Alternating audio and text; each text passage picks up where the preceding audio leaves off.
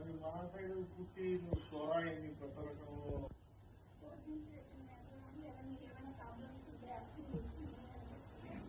Judge గారు ఇద్దరికి notice పంపించి ఒక వాయిదాకు పిలిపించి ఇద్దరికి మీ మధ్య ఏం తీసుకుంటుంది అని చెప్పేసి మాట్లాడి ఇద్దరు ఒప్పుకుంటే కదా ఇద్దరికి సెటిల్మెంట్ ఇద్దరు ఒప్పుకుంటే దాన్ని అందరూ సెటిల్ చేసి ఒక అవార్డు పాస్ చేస్తారు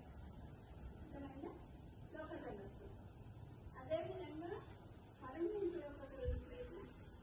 అక్కడ ఏ ఏ మ్యాటర్స్ ఉంటాయి జరుగుతాయి అంటే ట్రాన్స్పోర్ట్ ఆఫ్ మెడికల్స్ అంటే డాక్టర్స్ సంబంధించి ఇవన్నీ కూడా అక్కడ మ్యాటర్స్ జరుగుతాయి. అక్కడ ఏమవుతుందంటే అక్కడ లోకల్ కేసు ఐపీఎస్ ఉంటే కేసు వారు వాదించుకోవడం అనమాట. జడ్జి గారు కూడా దేవాలయం పెట్టుకొని వాదించుకుంటారు.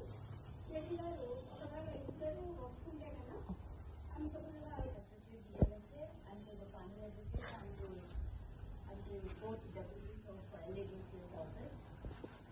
మీ అందరికీ కూడా నమస్కారం అండి.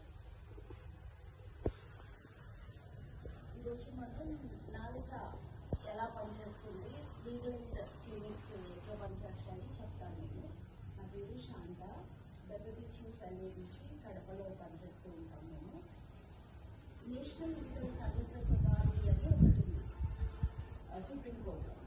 సో దానిలోనే లీగల్ ఎయిడ్ కాన్స్టిట్యూషన్ ఇట్సెల్ఫ్ మనకి చెప్పిందనమాట.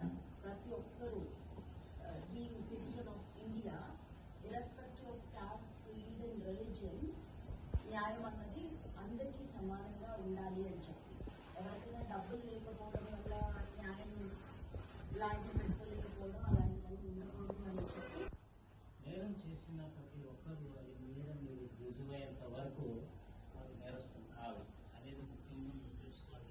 మీ మీద ఉన్నటువంటి ఆరోపణలు మాత్రమే అవి రుజువయ్యేంత వరకు మీరు నిర్దోషులుగానే పరిగణించబడుతుందనే విషయాన్ని దయచేసి గ్రహించండి.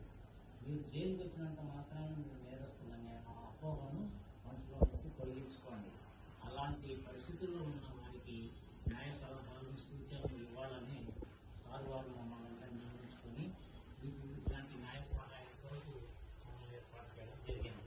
అందులో భాగంగా మీరు జైలుకి వచ్చినప్పటి నుంచి మిమ్మల్ని బంధువులతో కలుస్తున్నారా లేదా, మిమ్మల్ని బంధువులతో సంభాషించుకునేటానికి ఫోన్ సౌకర్యాలు కలిగిస్తున్నారా లేదా, మీకు ఆహారపు సరైన అంటే శుభ్రమైన ఆహారాన్ని అందిస్తున్నారా లేదా అనే విషయాలపై కూడా మీకు అవగాహన కలిగించాలనే ఉద్దేశంతోనే నేషనల్ లీగల్ సర్వీస్ అథారిటీ వారు మరియు Andhra Pradesh state legal service authority వారు మరి సార్ ఆధ్వర్యంలో జరుగుతున్నటువంటి డిస్ట్రిక్ట్ లీగల్ సర్వీస్ అథారిటీ వారు పెద్ద ఎత్తున ఈ యొక్క అవగాహన కార్యక్రమాలు నిర్వహించడం జరుగుతూ ఉంది. వీళ్ళు ఎవరైనా కూడా అటువంటి డబ్బులు పెట్టుకొని అంటే ఎక్కువ ధనం పెట్టుకొని లాయన్ పెట్టుకొని కేసులు సాధించుకోవడానికి ఎవరైనా ఉంటే అయితే ఇంకా అది ప్రూఫ్ కాలేదు సార్. వేరే ఏం చేయాలి?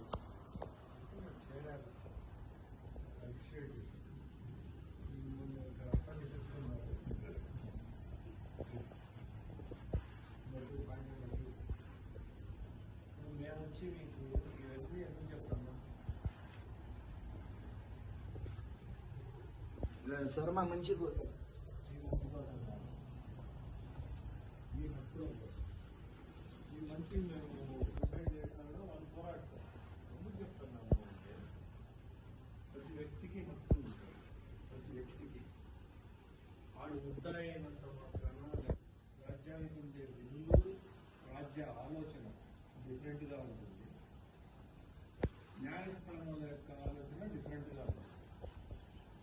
రాజ్యానికి ఏమి తప్పు చేసిన వాడిని పనిష్మెంట్ కోసం తీసుకురావాలి, వాటి కేసులో పెట్టాలి.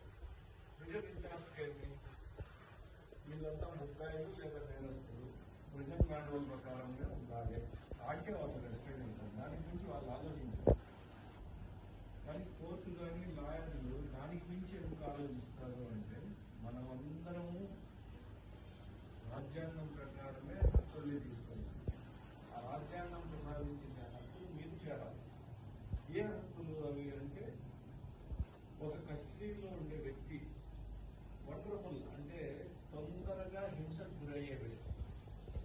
ఇప్పుడు ఒక ప్రిజన్లో కూర్చోండి. ఒక ప్రిజన్లో మీరు ఉన్నారు, జైల్లో ఉన్నారు. మీ ఆలన పాలన మొత్తం బాధ్యత ఎవరిది? Prison authority. ప్రిజన్ అథారిటీకి చెక్ లేకపోతే ఏమేం చేయొచ్చు? ప్రిజన్ అథారిటీకి బానిసల కంటే జంతువుల కంటే హీనంగా అవునా కదా? అవన్నీ చేయకూడదంటే ఒక చెక్ ఉండాలి. ఆ చెక్ ఏమంటే జ్యుడిషియరీ, లాయర్లు. మనమంతా ఏం చేస్తాం? హక్కుల కోసం పోరాడతాం. ఆ హక్కుల్లో భాగమే కస్టడీలో ఉండే ప్రతి ఒక్కరికి ఎటువంటి రుసుము లేని న్యాయసేవ. ఎవరు అందిస్తారు ఆ న్యాయసేవ అంటే మండలం లెవెల్లో. అంటే ఇప్పుడు ఇక్కడ గవర్నర్లో ఉన్నారు, mandal legal service authority chairman ఎవరు? ఇక్కడ ఉండే జడ్జి గారు, ఆయన అందిస్తారు. దానికి గాను సేవలు ఎవరు అందిస్తారు ఇక్కడ మండలం లెవెల్లో అంటే వాళ్ళని కాలం లాయర్స్ అంటారు. వాళ్ళు క్రిమినల్ సైడ్ వస్తారు, సివిల్ సైడ్ వస్తారు. ఎవరికైతే డబ్బులు లేవో వాళ్ళు. సివిల్ సైడ్ డబ్బులు లేవు అంటే 3 లక్షల కంటే ఇన్కమ్ తక్కువ ఉండే వాళ్ళకందరికీ వస్తారు ఒక కేటగిరీ. రెండో కేటగిరీ స్త్రీలందరికీ వాళ్ళకి ఎంతగా ఇన్కమ్ ఉంది వాళ్ళకి ప్యానల్ లాయర్ చేయొచ్చు. బట్ ఎస్సీ ఎస్టీలు అయితే చాలు, వాళ్ళు మగ ఆడ అని సంబంధం ఉండాలి. ఎస్సీ ఎస్టీలకు అందరికీ ఎంతగా ఇన్కమ్ ఉంది ఏమన్నా పోర్చున్నారు, వాళ్ళకి ఫ్రీ ఇచ్చేస్తారు.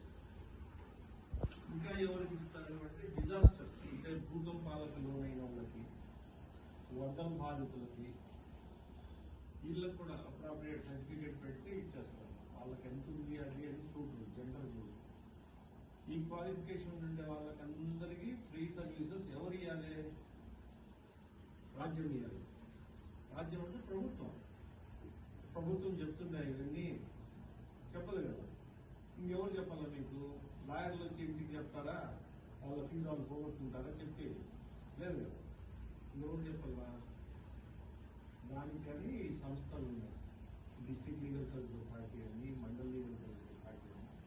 మీకుండే హక్కులు. కస్టడీలో ఉన్నారు మీరు, తొందరగా ఇబ్బందులు పడే కేటగిరీలో ఉన్నారు కాబట్టి మీకు పొరపాటున లాయర్ లేకుండా, ఎందుకంటే డబ్బులు పెట్టేసుకోవటం లేక, బెయిల్ పెట్టేసుకోవటం లేక, లాయర్ లేకుండా ఉండిపోయారంటే ఒక పేపర్లో రాయడం, లేకపోతే ఇక్కడికి అమ్మాయి కీలు వీళ్ళు వస్తారు మీ దగ్గరికి, మా ప్యానల్ లాయర్లు వస్తారు కదా, విజిట్ చేస్తాం కదా. వాళ్ళు వచ్చినప్పుడు మాకు లాయర్ని పెట్టుకునే స్తోమత లేదు సార్ అని ఒక పేపర్లో రాస్తే ఇక్కడుండే ఎమ్మెల్యేసి చైర్మన్ గారు ఇక్కడుండే కేసు అయితే ఇక్కడ లాయర్ని ఇస్తారు. లేదా రిక్విజిషన్ కడప కోర్టులో ఉందంటే కడపకి రెఫర్ చేస్తే అక్కడ మేము పెడతాము, అక్కడ వీళ్ళు లాయర్లుగా వస్తారు.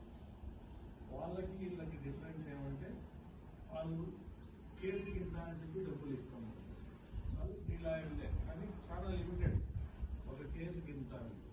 వీళ్ళకి ఏమంటే ఉండేది వీళ్ళకి నెలకి ఇంత అని. వాళ్ళకి ఎన్నన్నా కేసులు ఉండి నెల జీతం ఇస్తాం. ఇప్పుడు ఏపీపీ ఏం చేస్తాడు? పీపీ అనేవాడు ఉంటాడు కదా, పబ్లిక్ ప్రాసిక్యూటర్.